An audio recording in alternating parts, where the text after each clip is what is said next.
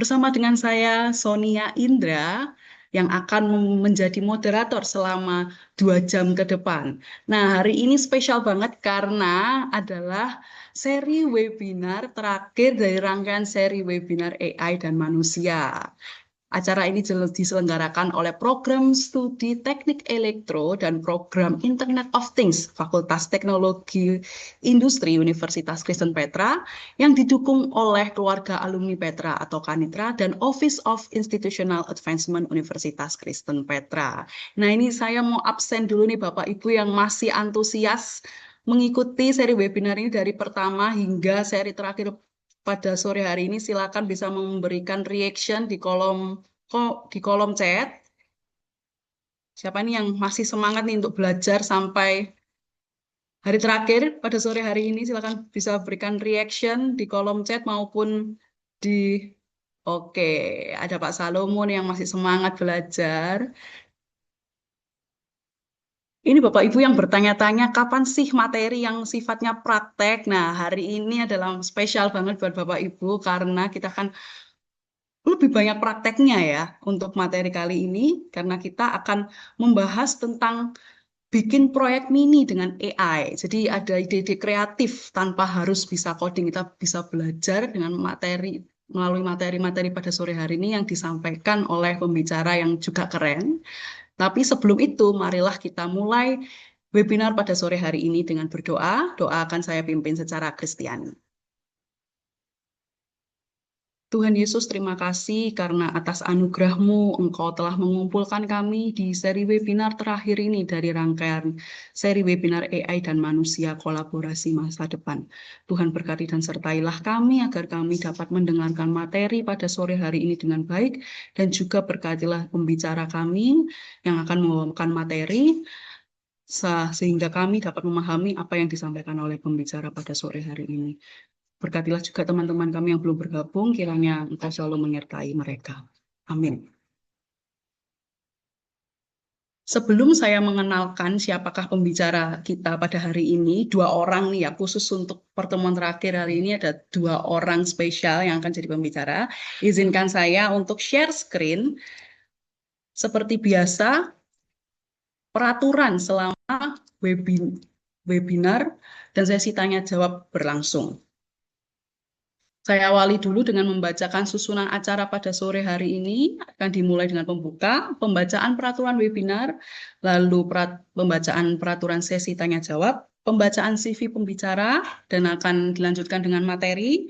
Lalu akan ada foto bersama, sesi tanya jawab, dan juga penutup. Baik, untuk peraturan webinar seperti biasa, Bapak Ibu wajib menggunakan nama di Zoom sesuai dengan nama yang didaftarkan di Google Form. Jadi pastikan sekali lagi bahwa nama yang ada di Zoom Bapak Ibu sekarang adalah nama yang didaftarkan di Google Form. Lalu Bapak Ibu disarankan untuk menyalakan kamera dan juga menggunakan virtual background yang telah disediakan oleh panitia. Bapak Ibu wajib mengisi presensi yang akan dibagikan di kolom chat. Jadi mohon diperhatikan karena setelah acara presensi tidak akan dibagi lagi.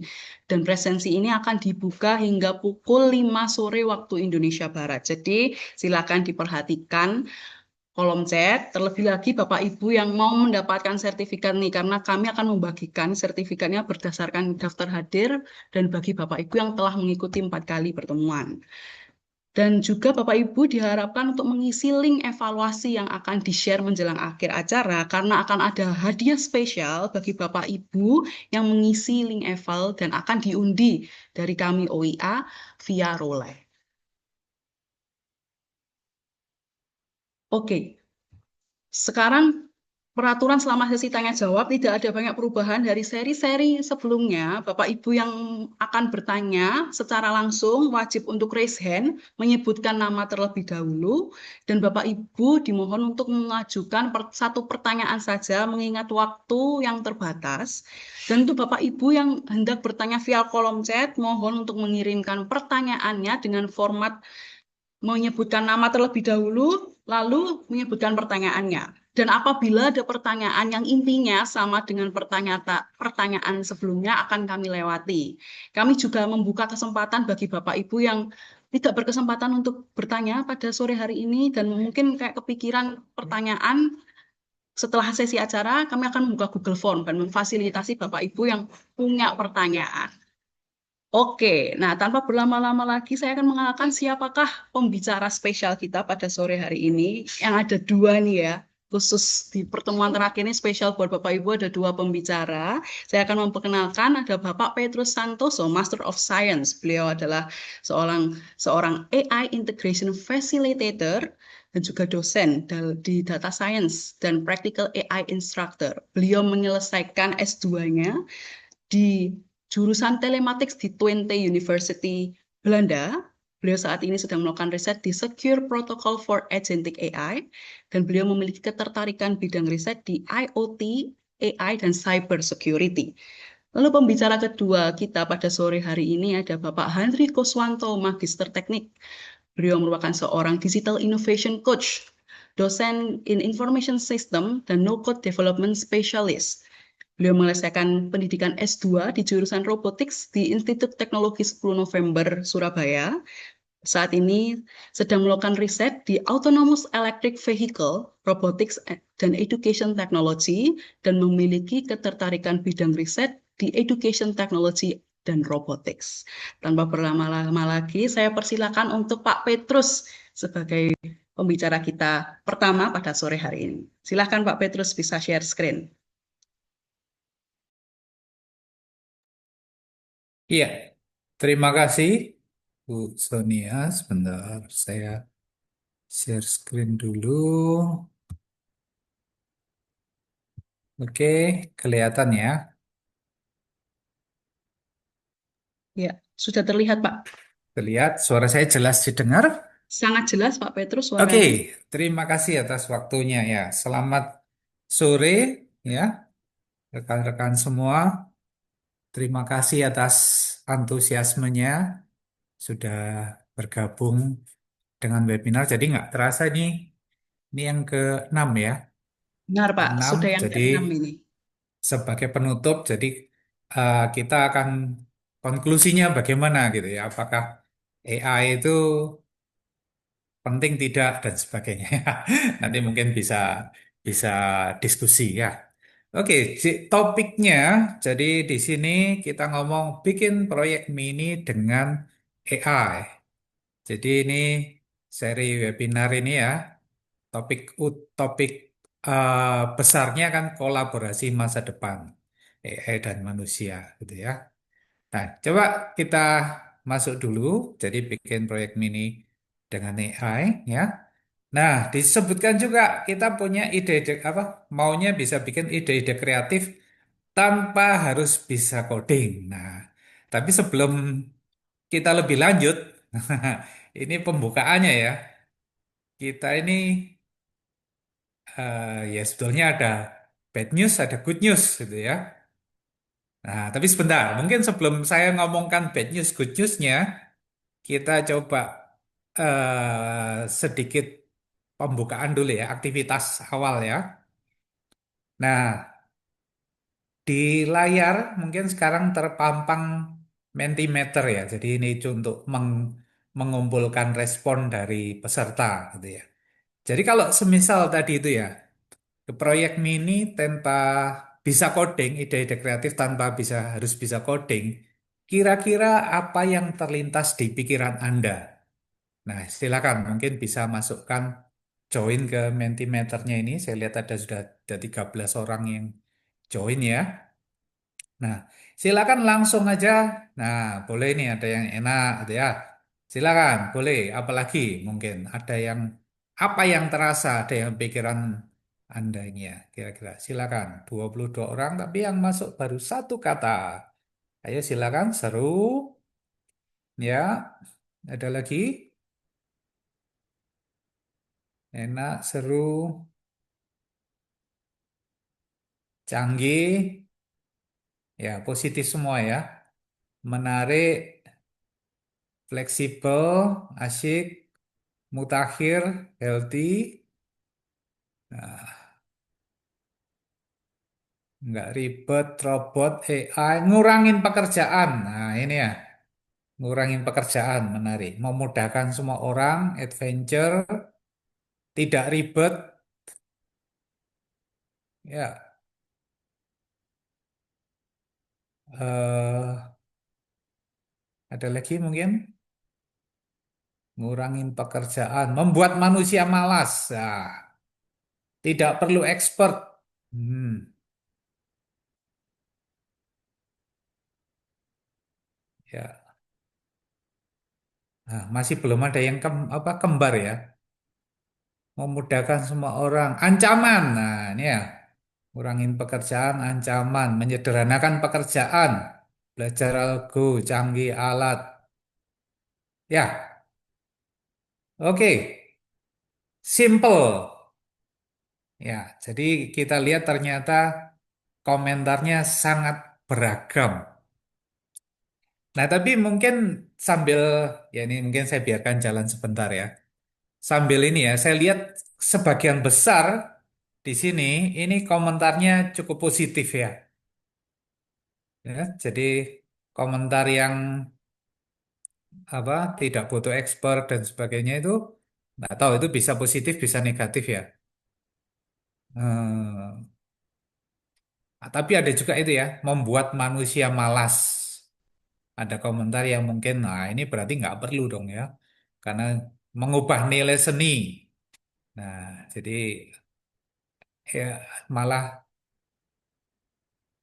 apalagi ini mengubah nilai seni bisa bisa ini ya bisa dua hal ya bisa maksudnya positif bisa maksudnya negatif ya canggih ya. Nah, pisang. Nah, saya nggak paham ini pisang semangka. Oke, mungkin saya stop ya. Kita atau boleh kalau masih terus masuk, tapi saya pindah ke presentasi lagi ya. Jadi eh, termasuk hari ini kita lihat bahwa sebagian besar di antara para audiens ini pemikirannya tergolong positif. Tapi mungkin ada ketakutan-ketakutan ya. Ada yang merasa takut nggak? Loh, kalau begitu nanti ya itu eh, kerjaan saya hilang dong. Ya, pekerjaannya hilang, terus kemudian eh, apalagi ya penghasilan berkurang dan sebagainya ya. Nah, itu ada hal yang mungkin ditakutkan. Ya, tapi sebentar, kata-kata harus bisa tanpa harus bisa coding, ini apakah betul begitu? Nah, tadi kan saya ngomong ada bad news dan good news ya. Ya, bad newsnya ya.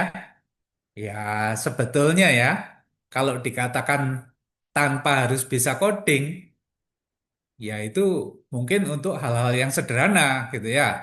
Jadi bad newsnya itu ternyata nggak semuanya itu bisa dilakukan dengan tanpa bisa coding. Loh, kok gitu? Nah, bukannya AI itu canggih gitu ya. Nah, tapi kita lihat lagi sekarang good newsnya. Jadi good newsnya, coding itu sebetulnya dikatakan itu adalah literasi masa depan. Coding is literacy of the future. Jadi sebetulnya kita ini nantinya itu butuh belajar coding semua. Loh, kok gitu? Lah jadi nggak seru dong. Gitu ya kira-kira. Tadi katanya tanpa harus bisa coding. Nah, sebentar, tapi ini sebetulnya masih termasuk good news. Bukan bad newsnya ya. Bad newsnya tadi kan ya sebetulnya tadi itu tidak semuanya betul istilahnya ya. Nah, good newsnya coding literacy of the future. Loh, kenapa kok dikatakan ini eh, penting? Literasi itu kan cara kita belajar sesuatu kan, menggunakan bahasa untuk berkomunikasi, memahami dan sebagainya ya. Nah, ini kita perlu coding. Nah, coding sendiri itu sebetulnya ada di dalam banyak bentuk. Kalau dilihat ya, nah mungkin kita lihat dulu mungkin zaman-zaman yang masih primitif, masa-masa yang kurang menyenangkan gitu ya. Nah, ya nggak tahu, mungkin ada juga yang merasa menyenangkan. ada mereka yang coding di masa lalu ya, itu pakai bahasa mesin. Ya, kalau dilihat itu ada angka deretan 01, 001, 01, 01 itu ya. Loh, apa itu? Nah, itu termasuk cara kita melakukan coding. Jadi di masa lalu. Jadi kita pakai bahasa mesin untuk mengimplementasikan suatu tugas, gitu ya.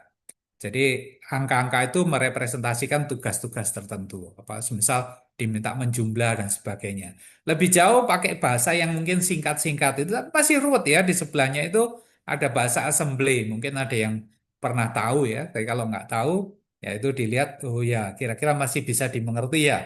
Itu ngomong hello world. Nah itu ya. Ada move, EAX dan sebagainya. Nah, itu manggil sesuatu gitu ya. Eksekusinya pakai INT. Nah, kayak gini-gini kan kalau dihafalin kan susah ya untuk sebagian besar orang awam kayak gini kan wah ini seperti bahasa planet gitu ya. Kita lihat lagi, ada yang mungkin sudah pakai bahasa manusia, JavaScript ya. Terus kemudian Python. Nah, ini. Nah, ini eh kalau dilihat bahasanya sudah lebih mudah karena kayak pakai bahasa Inggris ya. Jadi seolah-olah kita itu memang ngomong dengan manusia, tapi masih punya sintaks-sintaks tertentu, aturan-aturan tertentu yang harus diperhatikan, sehingga tetap masih ada yang harus diingat-ingat. Nah, kemudian belakangan muncul, nah ini ada bahasa-bahasa yang memanfaatkan eh, simbol-simbol ya. Nanti mungkin juga akan didemokan sedikit oleh Pak Handri ya tentang ini ya. Ada yang contohnya seperti Scratch gitu ya. Yang di kiri itu ada yang mungkin kalau untuk industri ya waktu lalu mungkin Pak Handi juga sudah menyampaikan ada AI di industri dan sebagainya ya. Salah satunya itu juga LabVIEW punya bahasanya LabVIEW. Terus ada yang seperti ini. Ini namanya Node-RED. Ya, Node-RED. Jadi kita coding, ini juga termasuk coding ya. Nah, coding tapi yang low code. Low code itu dalam arti tidak perlu terlalu banyak ngetik. Tidak perlu nulis kalimat, tapi cukup mengkonfigurasi. Nah, jadi saya nggak tahu apakah hal semacam ini boleh dikatakan tanpa bisa coding, karena pada prinsipnya coding itu kan berkomunikasi. Ya, gitu ya. Nah, jadi eh, trennya semakin lama itu harusnya coding semakin mudah, tapi bukan berarti manusia tidak punya keterampilan coding. Caranya yang berbeda. Dan itu mungkin yang di kita anggap juga sebagai tidak perlu bisa coding. Coba kita lihat ya, ada beberapa, mungkin bulan lalu ya, ada yang tahu nih fotonya siapa ini?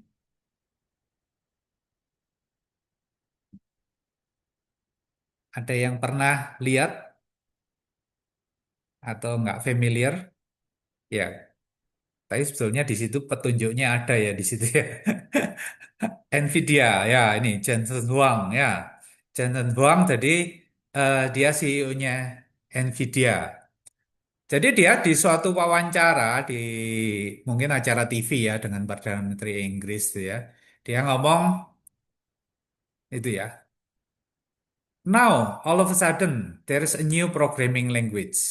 Nah, kita perhatikan di sini ada satu bahasa pemrograman baru. This new programming language is called human. Nah, maksudnya itu bahasanya manusia ya. Jadi ya kita sebetulnya nggak perlu coding dalam arti belajar berbagai macam sintaks tadi itu, tapi ya codingnya langsung aja ngomong, gitu kan? Jadi di situ dikatakan most people don't know C++ plus plus itu suatu bahasa pemrograman ya. Very few people know Python and everybody as you know knows human. Jadi semua orang bisa bahasa manusia. Dan itu sebetulnya sudah terwujud. Jadi kita semua kalau mau eh, membuat sesuatu, kemarin mungkin di sesi dengan Pak Resmana sudah belajar prom ya. Prom itu eh, ya yang penting bisa ngetik gitu ya, bisa ngetik, bisa ngomong gitu kan ya. Ah, nggak harus ngetik juga, mungkin kalau sekarang sudah ada yang pakai speaker juga ya, ngomong juga bisa. Nah, jadi ya sebetulnya kalau di titik ini ya sudah sih, masalahnya kan sudah selesai. Kita bisa bikin project tanpa perlu coding. Kalau pemahamannya coding itu cuma sekedar sintaksnya. Tapi sebetulnya lebih dari itu, coding itu sebetulnya skill yang perlu kita pelajari karena itu skill masa depan. Jadi bagaimana kita menuangkan informasi, bagaimana menyampaikan informasi itu dalam bentuk-bentuk tertentu dan alternatifnya banyak. Bukan cuma ditulis, tapi ngomong bisa juga melalui gambar-gambar tadi. Jadi ada banyak cara yang bisa dipakai untuk melakukan coding. Dan itu nanti perlu kita pelajari. Karena itu adalah masa depan. Gitu. Jadi dengan AI itu bukannya membuat kita tidak punya kerjaan, tapi punya kerjaan baru. Gitu ya. Nah, jadi di fokus kita sebetulnya kan kalau dilihat dari judul besarnya kolaborasi manusia dengan AI, jadi kita itu mau memberikan pemahaman bahwa untuk bekerja itu saat ini kita bisa kolaborasi dengan AI. Nah, bentar, kok enggak bergerak? Ya, ini PPT-nya masih belum ganti. Nah, Nah, ini selanjutnya itu, ya. Pak. Oke. Nah, coba kolaborasi dengan AI. Nah, ini sebetulnya kalau kita buat proyek, entah itu proyek, kita ngomongnya mini proyek ya, nanti mungkin contoh-contohnya kita sederhana aja. Kalau proyek besar nanti mungkin bisa eksperimen lebih lanjut di rumah. Nah, proyek itu sebetulnya kan banyak hal ya. Jadi proyek memanfaatkan AI atau proyek bahkan buat AI-nya sendiri gitu ya. Nanti mungkin Pak Andri juga akan demo sederhana implementasi AI gitu ya.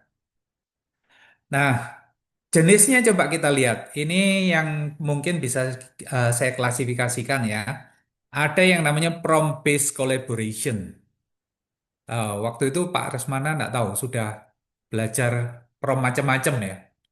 Bapak Ibu mungkin sudah pernah nyoba, banyak yang sudah familiar. Jadi mau disuruh nulis, mau disuruh bikin gambar, mau disuruh bikin lagu, mau disuruh bikin video, bisa gitu ya. Itu ide-ide kreatif yang mungkin sempat disampaikan. Tapi kolaborasinya itu sebetulnya sangat tergantung pada imajinasi kita. Ya, kita itu mau apa? Kita cari, kita tanya ke AI-nya. Nanti mungkin habis ini saya berikan sedikit contoh. Saya nggak tahu mungkin ada yang sudah pernah mencoba kolaborasi yang eh, bentuknya mungkin sedikit berbeda. Ya, kalau kita ngomong prompt-based collaboration ya, sebetulnya kita itu kan tanya ke suatu mesin. Nah, mesin itu bisa saja diberikan peran, gitu ya. Jadi istilahnya persona, gitu ya. Nah, itu kita bisa manfaatkan fitur itu sehingga kita apa konsultasinya bisa dengan banyak karakter yang kita customize, gitu ya. Itu satu ya, jenis ke satu prompt-based collaboration. Bentuknya juga sangat bermacam-macam, tergantung kebutuhan kita. Yang kedua, itu ada no-code atau low-code AI platform. Ya, jadi di sini kita itu mencoba melakukan otomasi suatu pekerjaan. Ya, jadi di situ ada contohnya beberapa, nanti mungkin bisa dilihat juga. Ada Zapier, Pipe Dream, dan sebagainya ya. Nanti itu keyword-keyword itu silakan di search. Sebetulnya itu masih sedikit ya, masih banyak yang lain. Jadi no code atau low code AI platform itu pekerjaannya itu sebetulnya tinggal yaitu tadi seperti yang saya tunjukkan dengan Node-RED tadi ya, menghubung-hubungkan banyak kotak gitu ya. Terus kemudian tiap kotaknya itu diberi konfigurasi. Jadi mengatur alur. Jadi mungkin seperti nyusun Lego gitu ya. Jadi Lego ini dipasangkan, mau di set melakukan apa dan sebagainya. tanpa ya kalau tadi dikatanya tanpa bisa coding tadi ini bisa juga ya. Prompt based tadi kan juga tanpa bisa coding gitu. Kalau coding itu yang dipahami adalah proses ngetik terus kemudian menghafalkan sintaks. Tapi kalau coding itu dipahami sebagai eh, proses untuk berkomunikasi dengan komputer, nah itu mungkin kalimatnya jadi sedikit berbeda. Tapi secara awam memang hal-hal seperti prompt-based collaboration tadi itu kan boleh juga dipahami tanpa bisa coding karena kita tinggal ngomong. Padahal seperti dikatakan Jensen Huang tadi, sebetulnya ngomong itu pun juga salah satu bentuk coding. Karena kalau kita tidak bisa menyampaikan pertanyaan yang tepat, tentunya tidak akan menghasilkan hasil yang tepat. Nah, jadi itu konsep yang mungkin eh, perlu ditanamkan supaya kita bisa lebih efektif dalam menggunakan AI. Kemudian ada lagi integrated AI. Jadi di beberapa software di Office 365 mungkin ya, Canva, Photoshop itu sudah ada rutin-rutin AI yang ditanamkan. Untuk yang ini mungkin saya tidak mendemokan ya. Ya, jadi bagian-bagian itu eh, nanti mungkin ada yang bisa nyoba sendiri kalau sudah punya Office 365 gitu ya atau mungkin Canva itu ada hal-hal yang bisa diautomate juga dengan menggunakan AI. Terus ada yang kategorinya human in the loop. Nah, human in the loop ini yang berkolaborasi dengan AI itu untuk membangun AI-nya itu sendiri. Jadi mereka yang berperan melakukan data labeling, mereka yang berperan melakukan moderasi konten. Jadi bukannya AI itu jalan sendiri ya. Walaupun bisa aja di masa depan AI membantu AI sendiri. Tapi ya itu masih masih masa depan dan mungkin manusianya juga bisa berubah peran gitu ya. Tapi saat ini AI itu masih ada di bawah kendalinya manusia. Jadi apa yang masuk ke knowledge base-nya AI itu dikendalikan oleh manusia. Nah, sedangkan topik yang kolaborasi yang terlebih baru itu kita ngomongnya itu agentic AI. Jadi eh, semuanya terotomasi, ya, tapi bisa berdiri sendiri, mengambil keputusan sendiri. Nanti mungkin akan saya berikan contoh singkat penjelasannya ya. Tapi kita lihat dulu yang prompt-based collaboration. Nah, kita mungkin mana tadi Gemini saya. Oke, ini ya, tampil Gemini ya.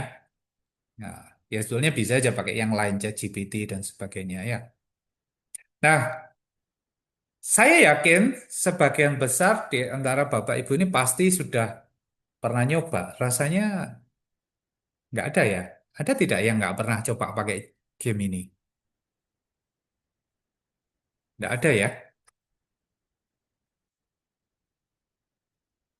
Ya, jadi mestinya cukup banyak yang pernah pakai. Atau mungkin pakainya berbeda gitu ya. ChatGPT, DeepSeek, dan sebagainya. Nah, oke.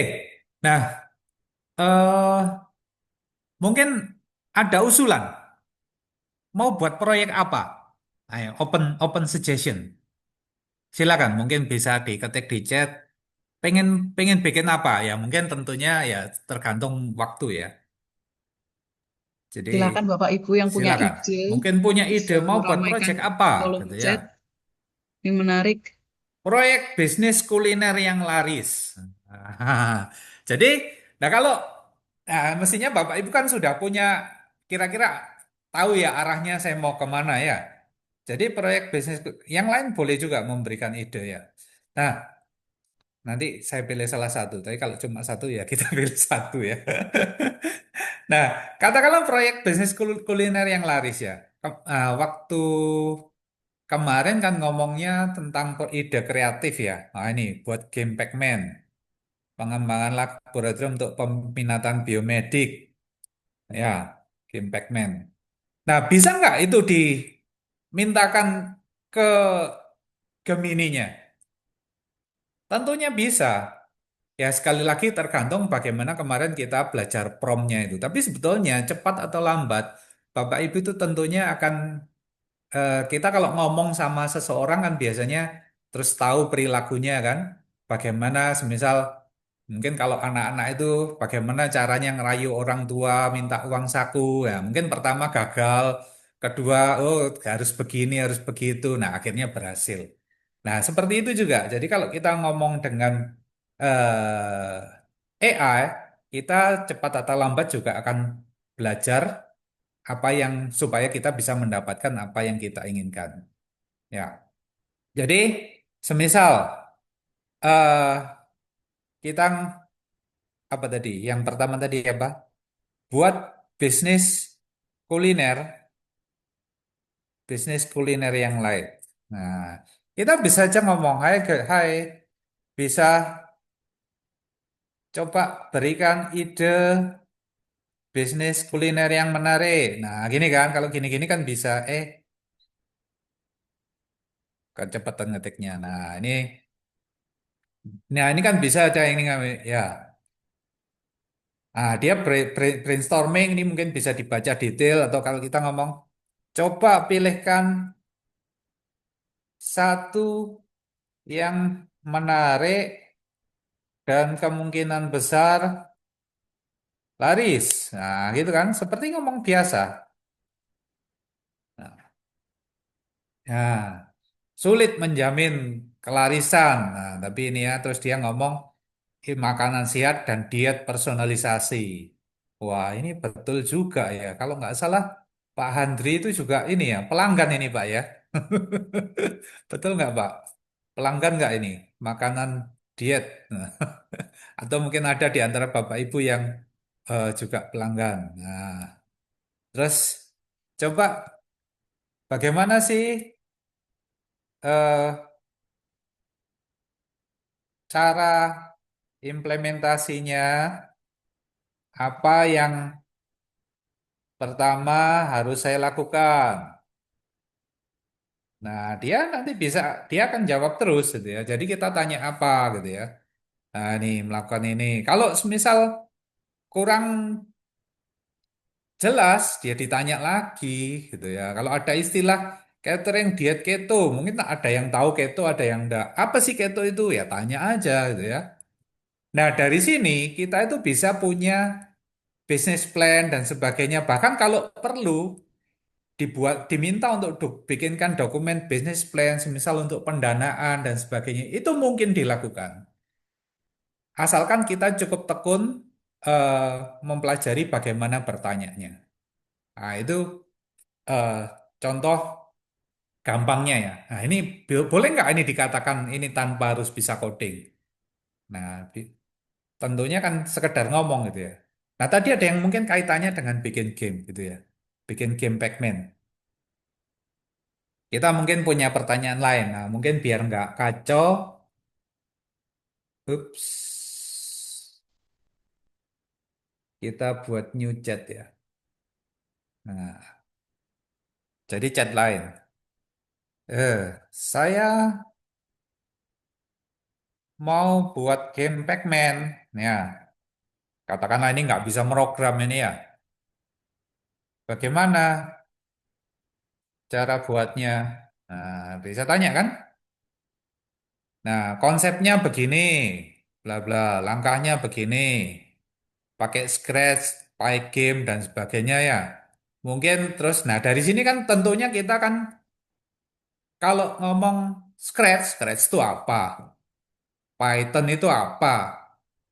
Nah, mungkin kalau sudah tahu ya langsung dilanjutkan pertanyaannya. Tapi kalau nggak tahu kan bisa aja tanya, Python itu apa sih? Gitu kan ya. Caranya membuat program Python bagaimana? Nah, sedikit banyak kita, ini ada contoh langsung di sini. Ini contoh Python. Nah, sedikit banyak kita kan perlu tahu cara menjalankannya. Ya, ini kan kita, nah ini sudah ada kodenya begini nih terus diapakan, gitu ya. Mungkin kalau yang nggak bisa coding sama sekali atau nggak pernah punya pengalaman ngetik program sama sekali, kodenya ini diapakan. Nah, ini ada kodenya loh. Ini sudah jadi Pac-Man kalau dijalankan. Tapi cara menjalankannya bagaimana, gitu ya? Bagaimana cara menjalankan?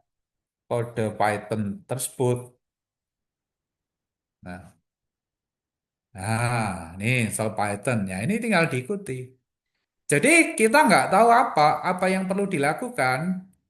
Silakan tanya aja, dia akan langsung memberikan penjelasan lebih lanjut.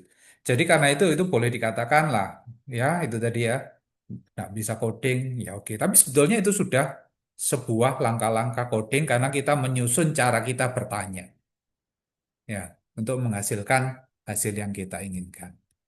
Nah, kita lihat yang berikutnya, kita coba eksperimen.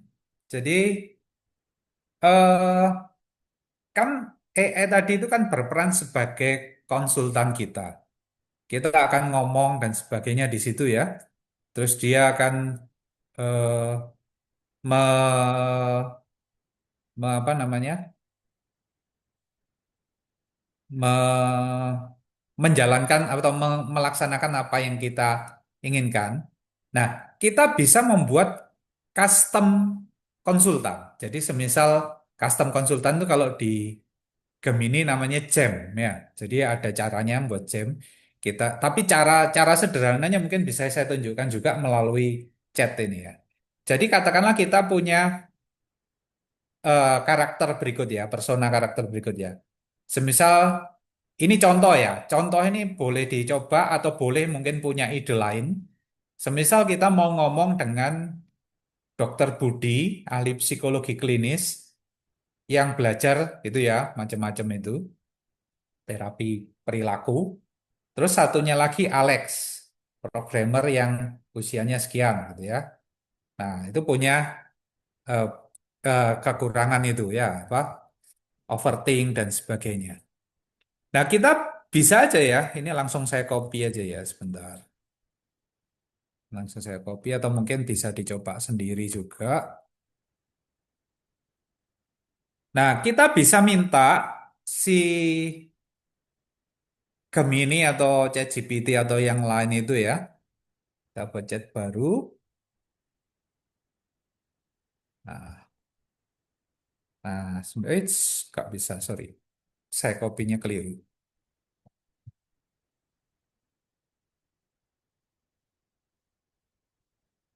Nah, jadi prom ini pun silahkan mungkin boleh diubah-ubah sendiri ya, boleh bereksperimen.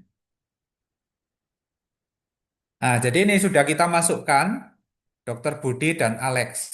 Ya, ya ini ngomong seperti ini. Nah,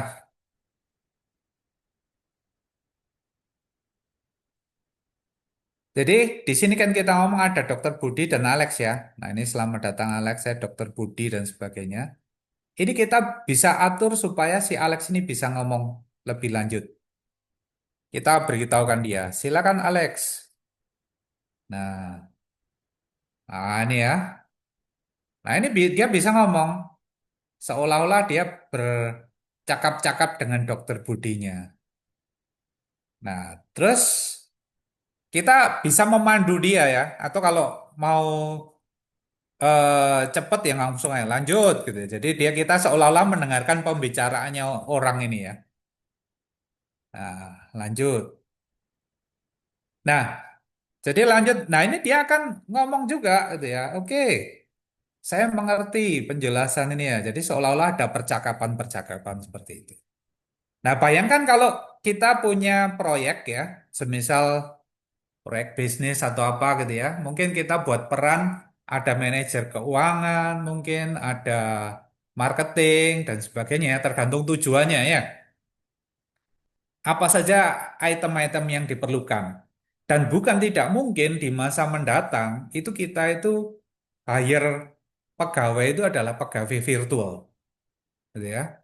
Jadi pegawai virtual yang kita konfigurasi sesuai dengan keperluan masing-masing.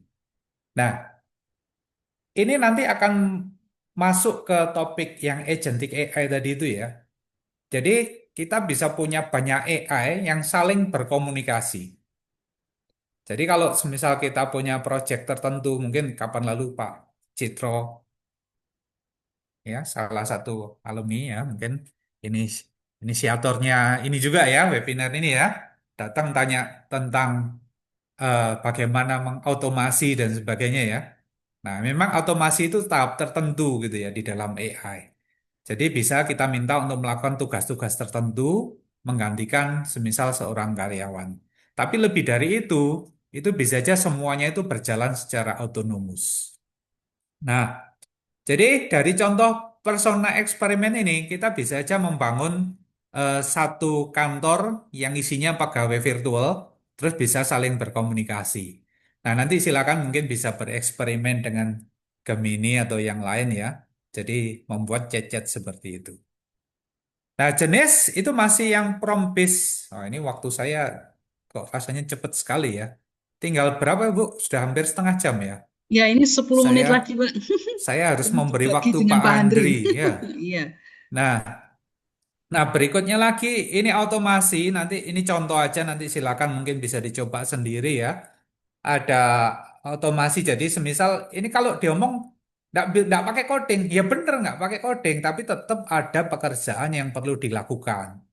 Jadi kita semisal bisa mengotomasi kalau ada email masuk harus diapakan. Ini contohnya salah satu contoh ya. Pakai Zapier ada email terus kemudian datanya dimasukkan di spreadsheet gitu ya. Nah ini kita ada contoh-contoh seperti ini. Oke, mungkin saya berhenti di titik ini dulu ya. Jadi ini contoh konfigurasinya. Nanti mungkin kalau masih ada waktu saya akan cerita sedikit tentang agentic AI, tapi mungkin saya berikan Pak Andri dulu waktu untuk menunjukkan bahwa manusia itu dalam perannya di sini berkolaborasi, dia itu juga membangun membangun AI sendiri itu juga yaitu tadi balik lagi ke istilah tanpa bisa coding atau lebih kalau saya sih lebih prefernya melakukan segalanya dengan jauh lebih mudah. Tapi kemampuan codingnya tetap adalah coding itu literacy of the future. Ya, silakan Pak Andri mungkin mungkin bisa demo sebentar. Nanti kalau masih ada waktu saya lanjutkan, tapi kalau enggak mungkin bisa langsung tanya jawab aja. Silakan Pak. Oke, silakan. Mungkin Pak Petrus bisa stop share terlebih Iya, dahulu. sebentar. Hmm. Ya. Bapak Ibu, untuk yang sesi dengan Pak Handri kali ini, silahkan untuk mengatur view-nya dengan view side by side speaker ya. Silakan.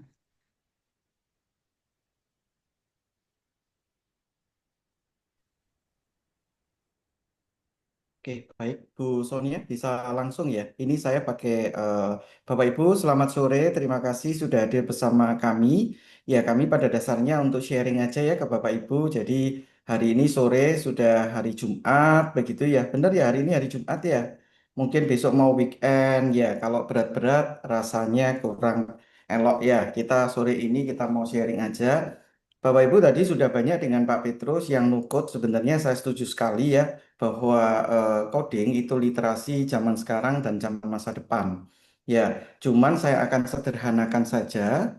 Oke, suaranya nggak jelas ya? Apa?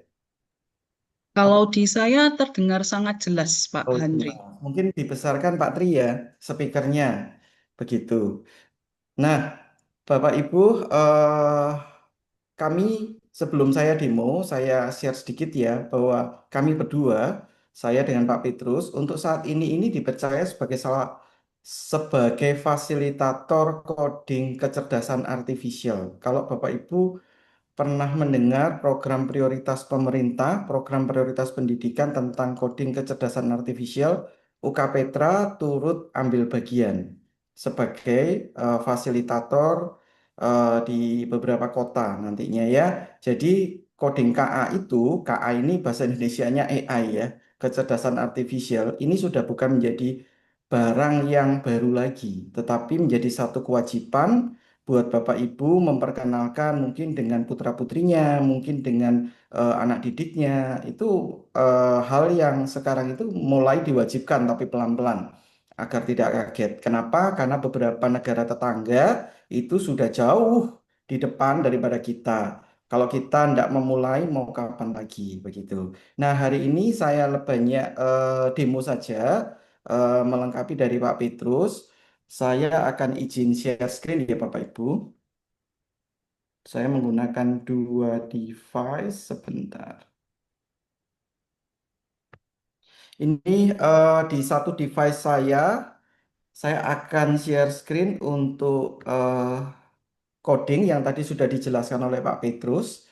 Yang di satunya saya akan tampilkan robot. Kebetulan memang kalau AI itu banyak di cabang ilmu ya, seperti itu. Jadi mulai di manapun kita menggunakan AI. Nah, kali ini karena memang background saya di robotics, maka artificial intelligence-nya saya akan gunakan di robotics begitu ya, untuk pengenalan benda. Jadi Bapak Ibu kalau mau lebih banyak lagi, nantinya waktunya nggak cukup, tapi saya kasihin satu contoh aja. Saya ubah eh, ke kamera yang lain sebentar.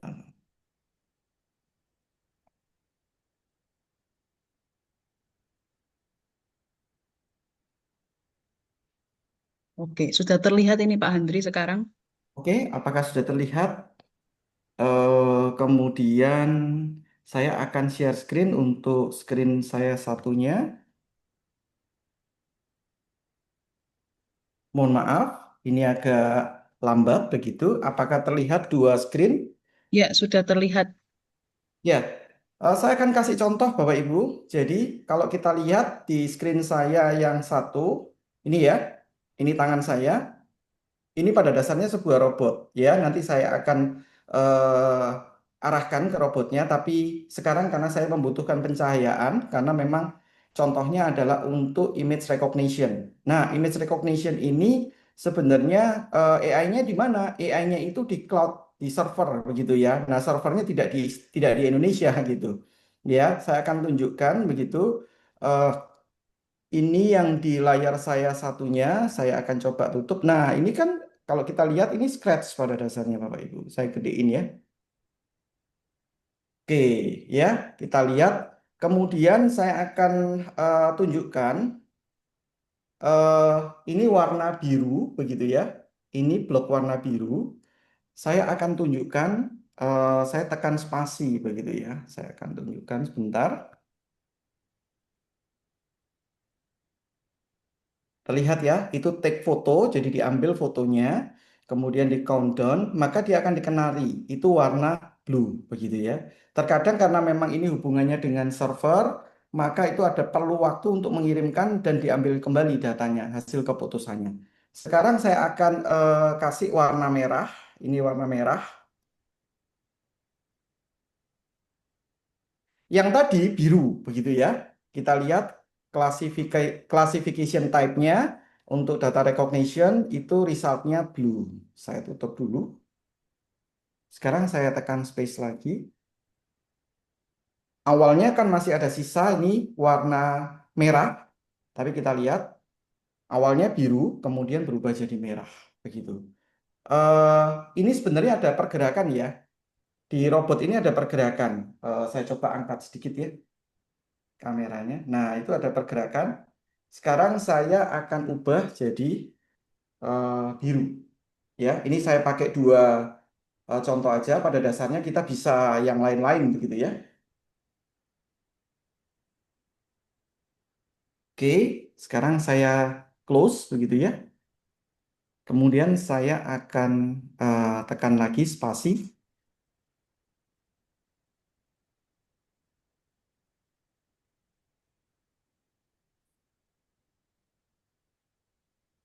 blue. Nah, robotnya bergerak. Oke. Nah, ini saya demo sederhana ya. Saya cuma sederhana aja. Bagaimana dari image recognition kemudian dikirimkan datanya, kemudian hasilnya dari hasil keputusannya masuk ke robot saya begitu. Nah, sekarang saya akan masuk ke eh, kenapa kok bisa begitu? Nah, sekarang saya akan tunjukkan ya di belakang layarnya seperti apa.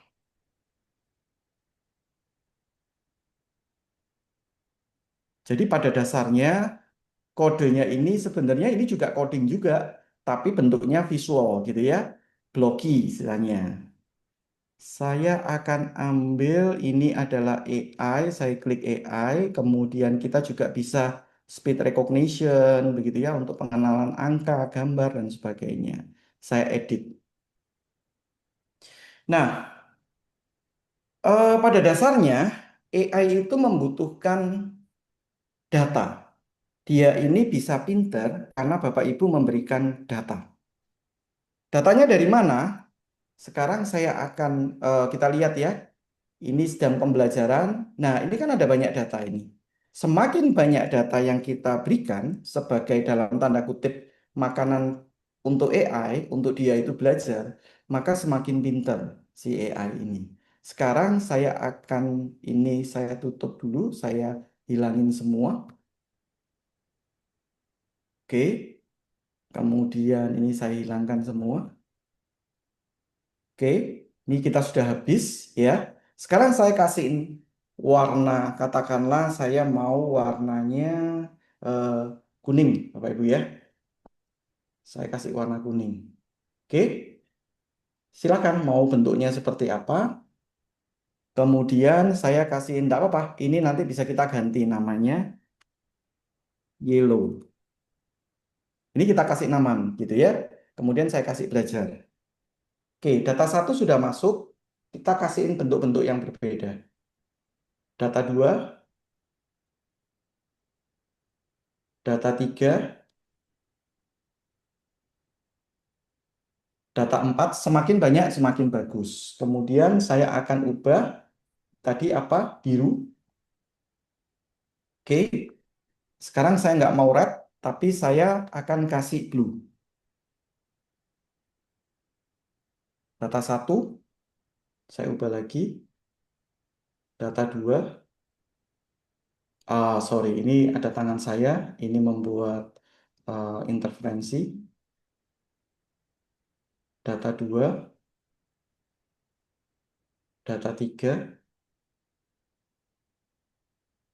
data 4. Oke, nah setelah data kita berikan, pada dasarnya kita memberikan data ini, kemudian si AI ini harus di training, namanya training model, gitu ya. Saya akan melakukan training.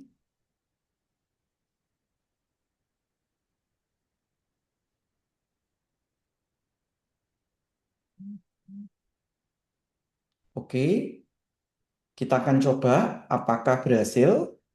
Ya, oke. This is blue gitu ya. Kita ganti apakah ini yellow. Oke, yellow.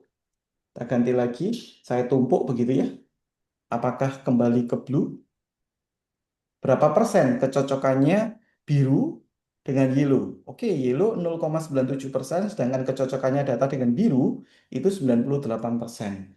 Demikian juga kalau yang lain gitu ya, misalnya kuning, maka dia akan sesuai gitu ya. Yellow, oke. Sekarang kalau kita mau tambah, katakanlah saya return, saya mau tambah. Ini kelasnya ya, kelas 1, kelas 2 begitu. Red.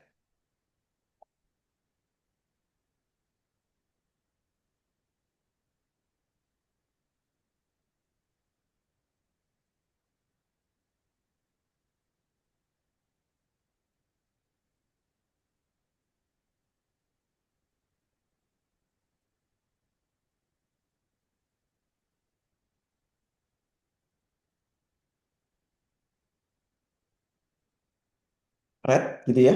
Kemudian kalau saya kasihin kuning, maka dia akan berubah jadi yellow begitu. Kalau saya kasihin biru, dia akan berubah menjadi blue ya.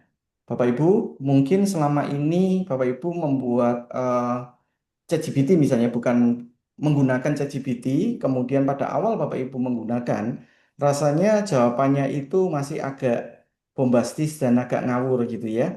Tapi ketika Bapak Ibu, oh salah, ini loh, kalau makanan itu seperti ini misalnya, apa spesifik dengan apa informasi, misalnya Bapak Ibu punya usaha dan bisnis begitu ya.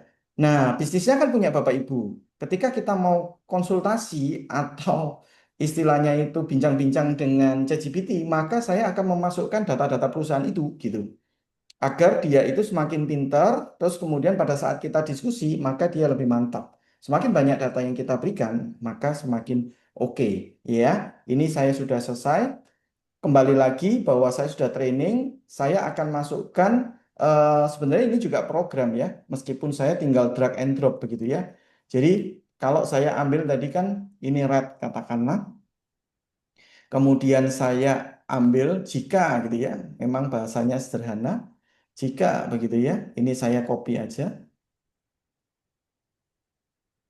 saya boleh copy ini duplikat, saya masukkan di sini. Kemudian tadi ada yellow, kita tinggal masukkan.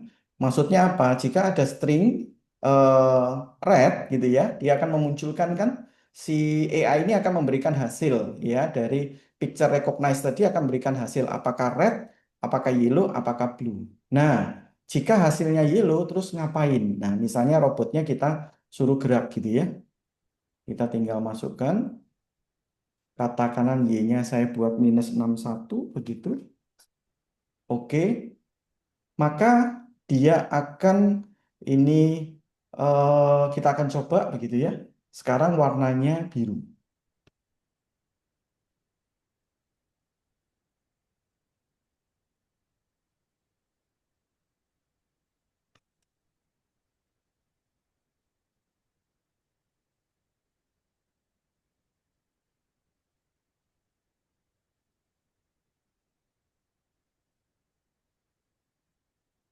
Blue. Ya, blue tadi disuruh apa? Disuruh home position. Kebetulan memang posisinya sudah home position. Kita akan coba home position itu posisi dasar. Kalau saya ganti ke merah begitu, ini lambat atau tidaknya tergantung internet kita ya.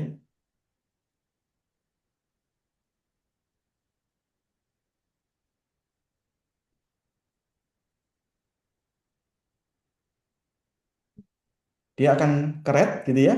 Red, maka robotnya bergerak ke kiri dari sudut pandang saya. Bagaimana kalau kuning?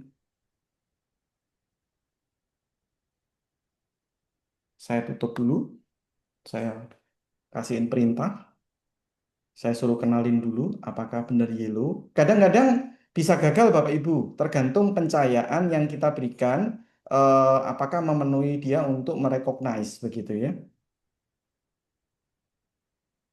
Oke, ini dianggap biru. Seperti yang saya sampaikan bahwa pencahayaannya bisa gagal. Begitu saya kasih cahaya, maka dia lebih baik biasanya.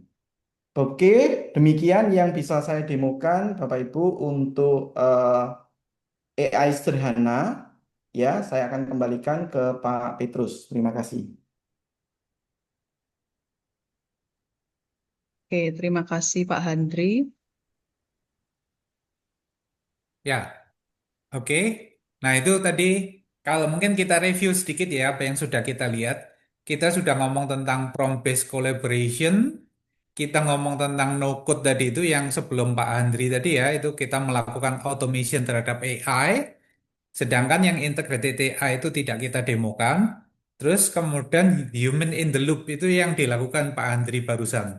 Jadi dia melakukan data labeling gitu ya, melatih sebuah robot untuk mengenali warna gitu ya, bentuk maupun warna gitu ya. Jadi prompt based collaboration, no code, human in the loop.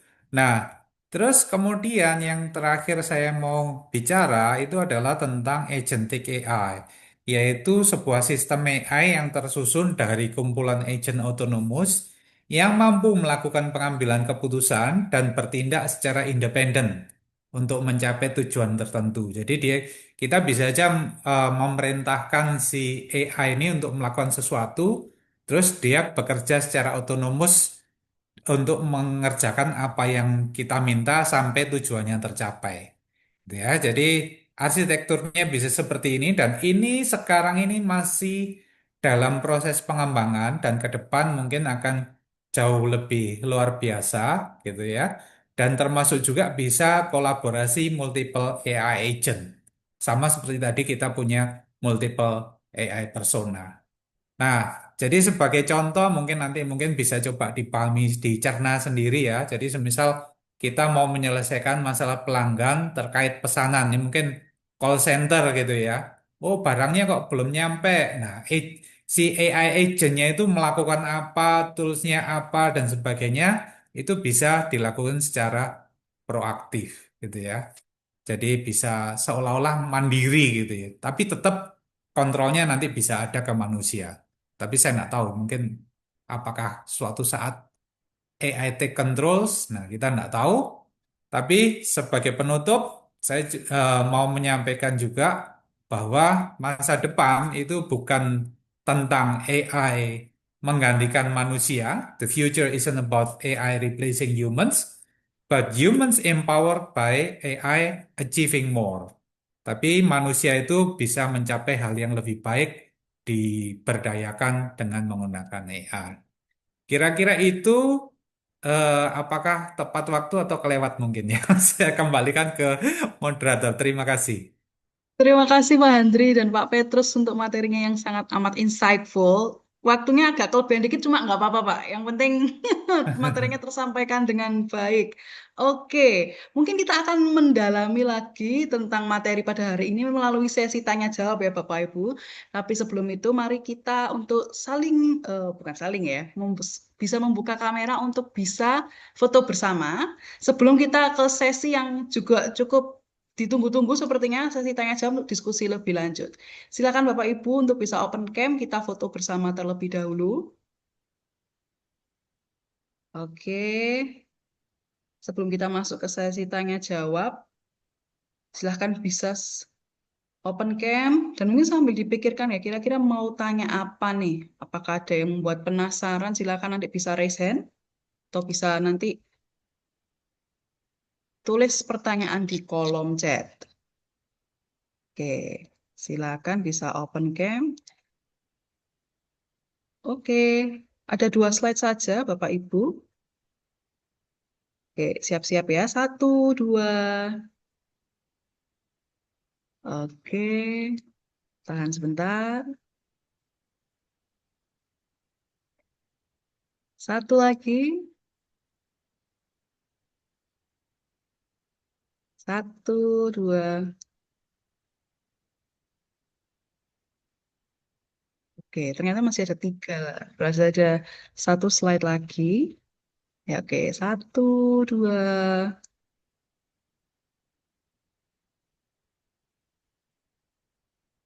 Oke, baik. Kita sekarang masuk ke sesi tanya jawab. Silakan Bapak Ibu yang mau menanyakan pertanyaannya secara langsung bisa raise hand, sebutkan nama, lalu mau bertanya kepada siapa. Nanti langsung dijawab oleh Pak Handri ataupun Pak Petrus untuk pertanyaannya. Silahkan. Jangan sungkan-sungkan, mumpung ini bisa tanya langsung ya sama ahlinya. Silakan bisa raise hand untuk menanyakan pertanyaannya. Atau mungkin Bapak Ibu mau bertanya via kolom chat.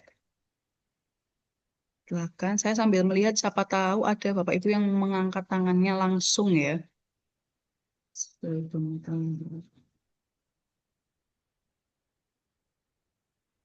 Oke. Kalau misalnya masih belum ada yang bertanya secara langsung, saya akan membacakan pertanyaan via kolom chat. Ini tadi ada pertanyaan dari Bapak Lung Prilianto. Jika coding dengan AI mengalami kesalahan perintah, bagaimana memperbaikinya? Ini mungkin bisa dijawab oleh Pak Petrus ya, Pak. Baik, ya. Jadi langsung Ibu ya. Iya, Jadi langsung kalau saja, Pak Petrus. coding dengan AI mengalami kesalahan, yang memperbaiki siapa? Gitu ya. Tentunya yang paling berkepentingan dalam hal ini kan manusianya ya. Tapi bukan berarti manusianya itu tidak bisa tanya lagi ke AI-nya.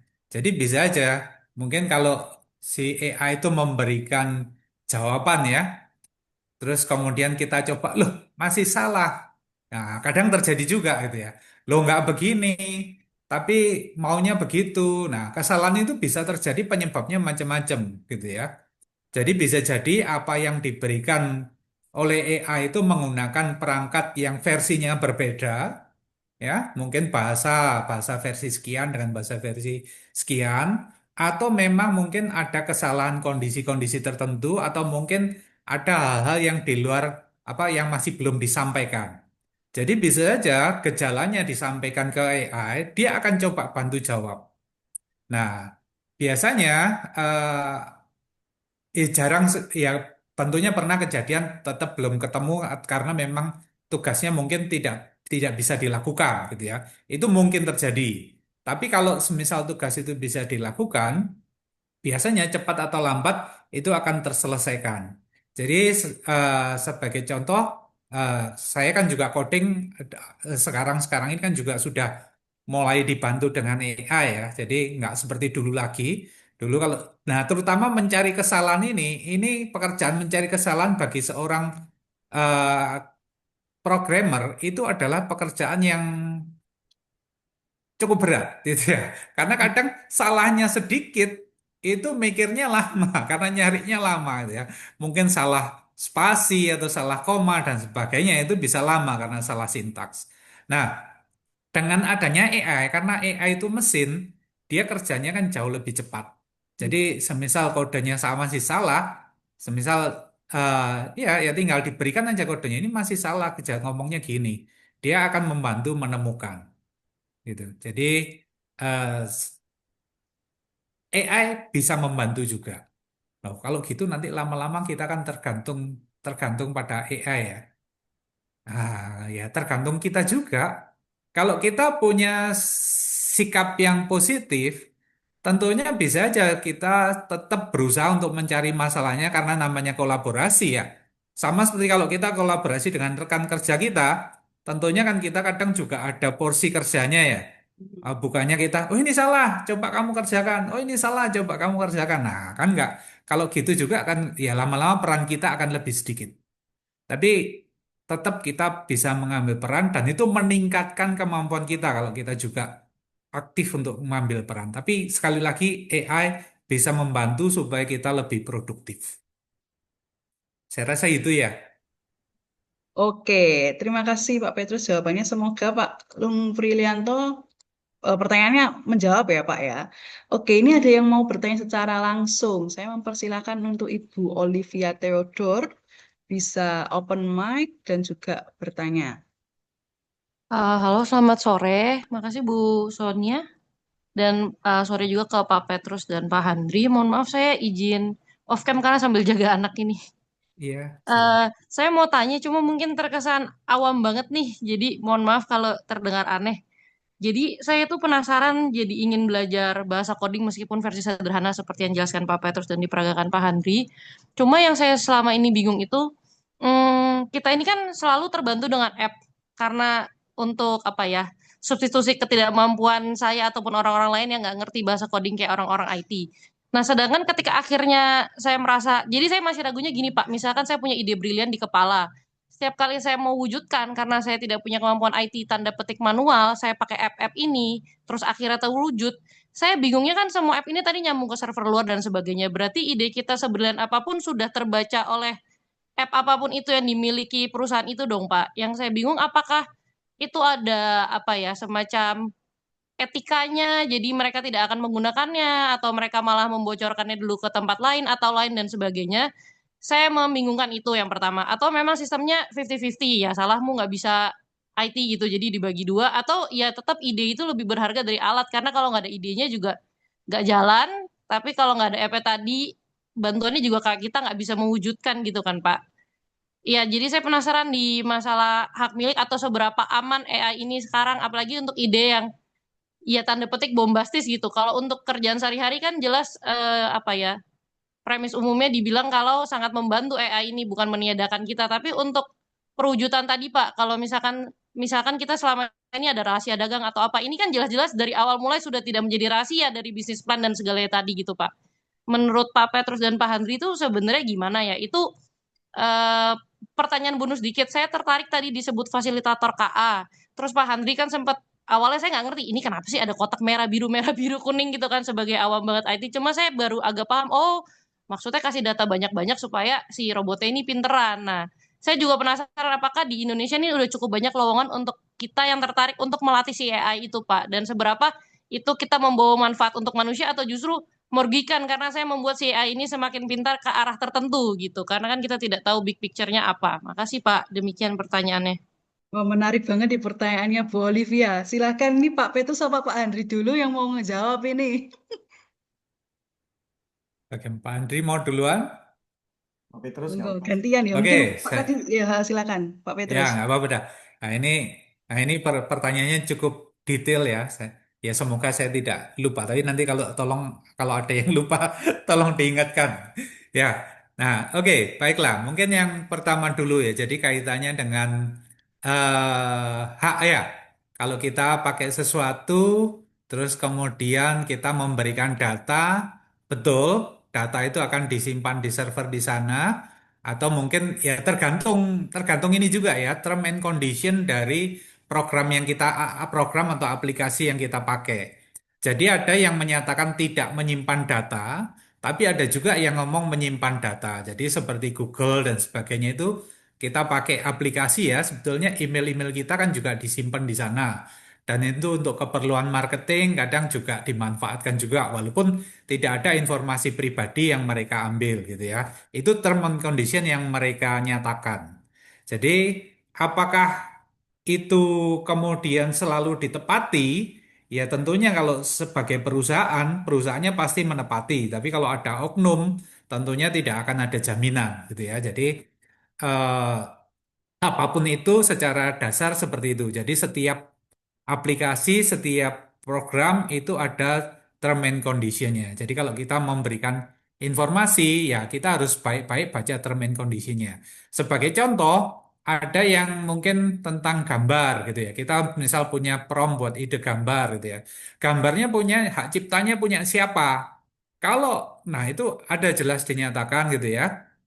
Kalau di salah satu provider tadi sekali lagi nanti tergantung yang dipakai juga ya dibaca baik-baik. Kalau kita menggunakan aplikasi yang free tentunya kita nggak punya hak gitu ya, biasanya sebagian besar gitu, punya hak ciptanya itu dan sebagainya itu nggak diberikan. Tapi kalau semisal kita sudah bayar gitu ya dan kita menggunakan layanannya, apa yang dihasilkan itu 100% hak yang bersangkutan. Jadi haknya si pemberi prompt tersebut. Ya, tapi sekali lagi tergantung penyedia jasa gitu ya. Jadi dia menyediakan jasa itu kondisinya bagaimana. Jadi ada yang seperti itu. Jadi asalkan sudah dibayar ya sudah. Walaupun sudah berhenti berlangganan, gambarnya itu tetap jadi haknya dia. Nah itu saya rasa berlaku juga untuk hal apapun ya seperti lagu, aplikasi dan sebagainya. Nah, terus kemudian kalau saya tidak salah tadi juga ada pertanyaan, lah kalau kita perusahaan punya data rahasia dan sebagainya yang memang benar-benar rahasia, terus apakah boleh diberikan? Nah, itu sekali lagi ya tergantung concern kita masing-masing. Kita percaya enggak dan sesuai dengan term dan condition tadi. Kalau semisal nggak percaya, tentunya kita harus punya eh, mesin sendiri atau sistem sendiri. Jadi kalau kita mau memanfaatkan AI, tapi saya nggak mau informasinya itu bocor keluar dan sebagainya, ya kita harus punya sistem yang menjalankan AI sendiri dengan language model yang kita pakai juga, sama seperti ChatGPT kan punya language modelnya sendiri, Gemini punya language modelnya sendiri. Nah itu kalau memang mau betul-betul apa namanya terjamin kerahasiaannya, ya saya rasa itu cara yang kita lakukan. Dan sebetulnya di dunia ini tidak ada yang 100% aman. Jadi walaupun kita punya mesin sendiri pun bisa saja mesin itu diakses orang lain oleh yang tidak berhak kalau pengamanannya tidak dilakukan. Itu juga. Nah, terus tadi tentang pekerjaan yang berkait yang tadi klasifikasi data dan sebagainya tadi ya, memberi labeling, itu di banyak tempat juga sudah dilakukan. Jadi seperti e-commerce ya, Topet dan sebagainya itu mereka punya lowongan-lowongan yang berkaitan dengan AI. Dan ya perusahaan-perusahaan yang lain tentunya ya, ada yang memang sudah concern terhadap AI di situ. Tadi ada yang terlewat nggak? Maaf. Kira-kira ada yang belum terjawab? Bu Olivia, apakah sudah menjawab pertanyaannya Ibu semua tadi? Sepertinya sudah ya Bu Olivia. Tadi mungkin pertanyaan, oke sebentar, belum tidak bisa unmute. Tadi mungkin pertanyaan untuk Pak Handri ya tadi ya yang belum ya sebentar. Saya izin untuk unmute. Oke, sudah Ibu silakan bisa. Em, iya izin Pak Petrus, terima kasih. Saya terbayang penjelasannya sudah sangat lengkap. Cuma maksud saya tuh memang dilemanya ketika kita lagi memproses suatu ide itu kan bukan 1 jam jadi gitu ya Pak. Misalkan Betul. direnung-renungkan. Nah, maksud saya gini, kalaupun saya pakai AI yang bayar, terus misalkan tadi apalagi bentuknya seni, lagu dan sebagainya, posisinya kan saya belum mempublish itu Pak. Sedangkan kan di hak cipta kita tahu yang publish duluan yang punya. Ibarat apa ya Pak? Kayak orang lagi pakai paten kita yang lain, yang Hmm. setengah jadi dilanjutin jadi dia yang punya gitu Pak. Kita yang capek kerjain dari awal. Maksud saya seperti itu. Sedangkan kan si perusahaan-perusahaan ini pasti ya tahu yang mana yang memiliki value gitu ya Pak. Misalkan idenya ini. Jadi tinggal apa saya terlalu seuzon gitu sama si pengembang AI ini. Maksudnya apalagi yang ngasih free itu kan sangat mungkin untuk sebelum kita publish, dia publish duluan meskipun kata Bapak, oh kalau beli yang bayar nanti habis itu akan jadi 100% milik kita. Kalau kita sudah publish, kalau kita belum make it go public udah ituin dulu sama mereka berarti mungkin hal-hal teknis kayak gitu jadi loophole-nya di AI ini gitu ya Pak untuk saat ini atau sebenarnya udah ada solusinya juga Pak? Enggak, jadi ya itu tadi balik lagi ke etika bisnis mereka ya. Kalau term and kondisinya sudah menyatakan bahwa itu hak kita 100%, ya tentunya mereka akan berusaha menghormati itu kecuali perusahaannya bukan perusahaan yang bisa dipercaya ya. Nah, tapi biasanya perusahaan-perusahaan AI ini dia itu kan tujuan utamanya menyediakan apa istilahnya menyediakan solusi ya, menyediakan layanan. Nah, jadi dia, ya kalau menurut saya sih kayaknya dia nggak akan terus ngintip-ngintip gitu. Ya kalau ya balik lagi ya tergantung manusianya. Kalau etikanya benar ya harusnya sesuai dengan term and condition itu. Dan biasanya perusahaan bisnis kan sudah memberikan lembar disclaimer yang tulisannya kecil-kecil itu ya. Dan itu biasanya diikuti karena kalau enggak kita bisa tuntut secara hukum kan dengan tentunya bukti-bukti yang ada ya. Jadi apa kapan kita melakukan kan semua ada catatannya. Dan kalau perlu kita bisa membuat dokumentasi sendiri. Jadi semisal ada draft lagu yang belum jadi dan sebagainya itu sudah tersimpan di server itu tanggal berapa dan sebagainya itu catatannya mestinya semuanya ada.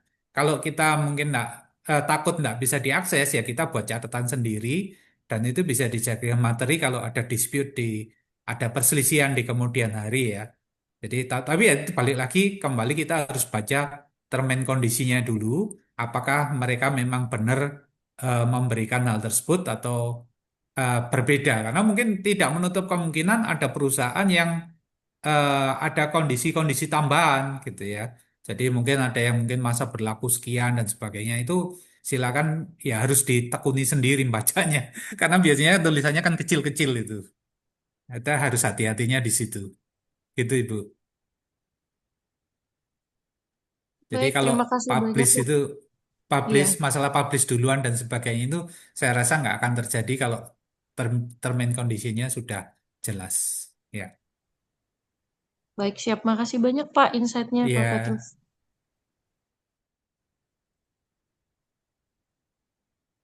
Oke. Tadi ini pertanyaan untuk ke Pak Handri yang belum terjawab tadi ya. Apakah eh, Pak Handri masih mengingat pertanyaannya, Pak? Saya nggak Oke, banyak oke. Bu Olivia mungkin bisa Oh, maksudnya menolak mungkin tuh. yang pekerjaan labeling, data labeling tadi ya. Iya, Mungkin, kelihatannya sudah terjawab juga dengan Pak Petrus. Mungkin saya menambahkan sedikit aja oke. bahwa tadi itu saya sempat apakah sebenarnya AI ini akan positif atau negatif? Sebenarnya seperti ini ya, sebuah pisau gitu ya. Pada saat pisau ini tajam ini mau dipakai untuk apa nantinya? Begitu tergantung pada manusianya masing-masing. Bisa menjadi hal yang positif maupun hal yang negatif. Begitu sih. Saya rasa Pak Petrus sudah lengkap tadi, Bu Sonia. Oke, baik. Terima kasih sekali lagi untuk pertanyaannya Bu Olivia. Nah, ini ada dua pertanyaan terakhir dari kolom chat untuk Pak Handri. Izin bertanya Pak Handri, untuk tadi pakai alat apa ya Pak namanya dari Pak Zahid ini? Yang dibuat praktek tadi apa namanya ya Pak alatnya? Oke, baik. Ini adalah salah satu perangkat di tempat laboratorium kami di UK Petra sebelum mereka mempelajari AI secara lebih dalam begitu. Jadi kalau di tempat kami biasanya di lab elektro begitu ya sama IoT, kami itu memberikan sesuatu gambaran yang lebih ini ya, lebih mudah dipahamin dulu bahwa ini loh memberikan data. Nah, kalau mereka sudah paham, itu baru masuk lebih dalam. Nah, sekarang baru saya jawab alatnya apa. Alatnya ini kita menggunakan Dupont Magician. Saya pikir ini beberapa Bapak Ibu sudah bisa melihat ya di banyak ini ya toko begitu ya. Kita menggunakan Dupont Magician di Petra. Tetapi kalau kami di Petra, kami punya banyak sekali robotics begitu ya. Karena robot ini kan sebagai media, mulai dari media pembelajaran sampai ke industrial. Kita punya semuanya karena mahasiswa itu kan ketika lulus mereka tidak hanya berhenti sampai di pembelajaran, tapi sampai ke aplikasi industri mereka harus bisa lakukan. Demikian mungkin Bu Sony. Oke, baik. Terima kasih. Semoga menjawab pertanyaan ya Pak Zahid ya. Ini lalu ada pertanyaan dari Pak Felix dari Mojokerto. Untuk Pak Handri sepertinya ini, Pak, apabila salah dalam satu perangkat robot kita memberi lebih dari satu coding, apakah AI bisa memilah coding itu? Sebentar, saya izin kirimkan di kolom chat lagi untuk pertanyaannya. Nah, ini. Apabila dalam satu perangkat robot kita memberi lebih dari satu coding, apakah AI bisa memilah coding itu? Misal bila saat berjalan di depan ada air, dia akan loncat 10 cm. Dan bila menemukan penghalang, dia akan berbelok ke kiri atau ke kanan. Terus aplikasi apa yang cocok untuk mengisi coding lebih dari satu untuk digunakan untuk robot sederhana? Silahkan. Saya pikir pertanyaan Pak Felix langsung ini ya saya jawab sebenarnya ini Iya, Pak, silahkan. bicara tentang kolaboratif coding begitu ya bersama-sama untuk melakukan mohon maaf kalau salah tangkap ya melakukan pemrograman lebih dari satu orang begitu untuk melakukan kolaboratif. Saya pikir itu masuk akal. Kemudian aplikasi apa yang cocok?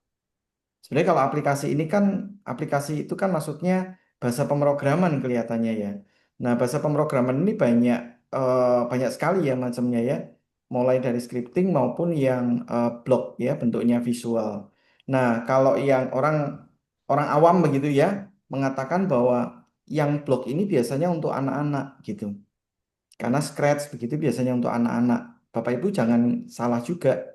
Scratch itu bisa dipakai juga untuk industrial robotik ya. Di tempat kami ada beberapa brand robot itu yang menggunakan blok itu di ranahnya ranah robot industri begitu. Terus kemudian aplikasi apa yang cocok saya nggak bisa ini ya menyampaikan secara oke harus aplikasi atau program ini. Mungkin tidak ya. Kalau aplikasinya bisa jadi Python, misalnya skripnya JavaScript maupun yang lain-lain begitu ya. Semoga menjawab ya. Pak Petrus ada tambahan? Iya, mungkin ya tadi mungkin nggak tahu, mungkin perlu klarifikasi dari Pak Felix ya. Apakah betul yang dimaksud kolaboratif programming atau mungkin maksudnya mungkin pertanyaannya mungkin yang perlu kurang tepat mungkin ya. Jadi apakah AI bisa memilah coding mungkin maksudnya instruksi. Jadi sebetulnya kalau kita ngomong robot itu kan sebetulnya komputer gitu. Sedangkan AI itu adalah kemampuan komputer tersebut. Salah satu mungkin bisa bisa dianggap sebagai program juga ya, program yang berjalan. Nah, jadi yang dimaksud mungkin memilah itu maksudnya prosesornya mungkin, Pak. Ya, saya nggak tahu. Mungkin Pak Felix bisa mengklarifikasi. Tapi intinya kalau satu robot diberi diberi banyak instruksi, tentunya prosesor yang ada di dalamnya itu akan menjalankan instruksinya semua tergantung pada kondisi-kondisi yang diberikan. Jadi ya itu perannya prosesor di dalam robot tersebut. Aplikasi tentunya yaitu seperti dikatakan Pak Andri tadi ya tergantung penggunanya, tergantung robotnya. Itu satu robot tertentu mungkin cuma bisa pakai aplikasi tertentu gitu. Walaupun kalau programnya bahasanya mungkin secara umum ada yang sama ya, generik ya. Begitu Pak Felix, mungkin kalau ada yang masih bisa mau ditanyakan lagi silakan ditambahkan. Ya, oke. Silahkan Pak Felix, jika ada yang mau ditanyakan lagi bisa ditambahkan, tapi mungkin lewat Google Form yang akan kami share ya Pak, karena Oh, sayang waktu sekali habis. waktu kita terbatas. Jadi Bapak Ibu yang masih antusias untuk bertanya lebih lagi, kami akan share Google Form untuk Bapak Ibu bisa bertanya. Akan kami buka hingga hari Minggu pukul 23.59. Dan sayangnya kita sudah ada di penghujung acara seri webinar pada sore hari ini dan juga akhir dari seri webinar AI dan manusia kolaborasi masa depan. Kami mengucapkan terima kasih banyak untuk Pak Petrus dan juga Pak Handri yang sudah mau meluangkan waktunya berbagi ilmu dan juga sharing, menjawab pertanyaan-pertanyaan para peserta yang sangat amat menarik ini.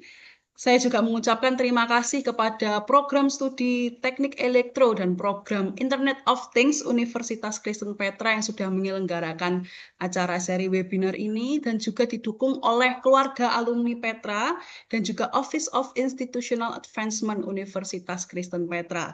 Nah, Bapak Ibu silakan setelah ini bisa mengisi link evaluasi untuk memberikan saran masukan tentang kira-kira perlu nggak ya acara serupa di kedepannya. Nah, ini jawaban Bapak Ibu sangat berarti sekali bagi kami para panitia untuk menindaklanjuti apakah perlu nih acara serupa di kemudian hari. Silakan bisa Bapak Ibu mengisi link evaluasi yang akan dibagikan di kolom chat. Link evaluasi ini juga akan kami share di grup peserta yang juga kami buka hingga hari Minggu pukul 23.59. Silakan bisa diisi link evaluasinya dan sekali lagi jika ada pertanyaan bisa mengisi pertanyaannya. Oke Bapak Ibu, demikian informasi yang bisa saya sampaikan untuk sore hari ini. Saya izin share juga informasi bagi alumni Universitas Kristen Petra yang belum memiliki Petra Nation Alumni Card. Silakan bisa mendaftar Petra Nation Alumni Card di alumni.petra.ac.id/login dan juga Bapak Ibu bisa mengecek tutorial pembuatannya di link berikut. Dan selain itu, saya juga mau mengenalkan beberapa mitra-mitra Petra Nation Alumni Card. Ini Bapak Ibu bisa memanfaatkan Petra Nation Alumni Card di mitra-mitranya PA Card. Ada Optik Ketabang, ada Ceski. Silakan Bapak Ibu bisa memanfaatkan diskon yang bisa Bapak Ibu dapatkan ketika Bapak Ibu memiliki Petra Nation Alumni Card. Baik, untuk menutup acara ini, tadi kita sudah buka dengan doa. Izinkan saya juga menutup dalam doa. Doa akan saya pimpin secara Kristiani. Bapak, terima kasih karena atas anugerah-Mu kami sudah menyelesaikan acara pada sore hari ini, webinar kami yang terakhir. Kiranya seluruh rangkaian yang telah kami ikuti berguna bagi kami, berguna bagi kehidupan kami, dan kami dapat bagikan ke orang-orang di sekitar kami agar mereka juga sama-sama bertumbuh dan belajar. Sebentar lagi kami akan melakukan aktivitas kami masing-masing, melanjutkan aktivitas kami, berkati dan sertailah kami, agar kami tetap dalam lindungan-Mu. Terima kasih Tuhan, di dalam nama-Mu kami telah berdoa dan mengucap syukur. Amin. Baik, sekali lagi terima kasih banyak Bapak Ibu yang sudah hadir, terima kasih sudah mengikuti seluruh rangkaian webinar pada sore hari ini dan juga 6 seri ini. Terkait informasi sertifikat dan juga rekaman materi, kami akan informasikan lebih lanjut di grup. Jadi Bapak Ibu jangan live grup terlebih dahulu ya, sebelum kami membagikan sertifikat bagi Bapak Ibu yang sudah memenuhi syarat. Dan juga untuk materinya akan kami informasikan lagi di grup. Oke, silakan Bapak Ibu bisa meninggalkan ruangan ini. Terima kasih dan selamat sore.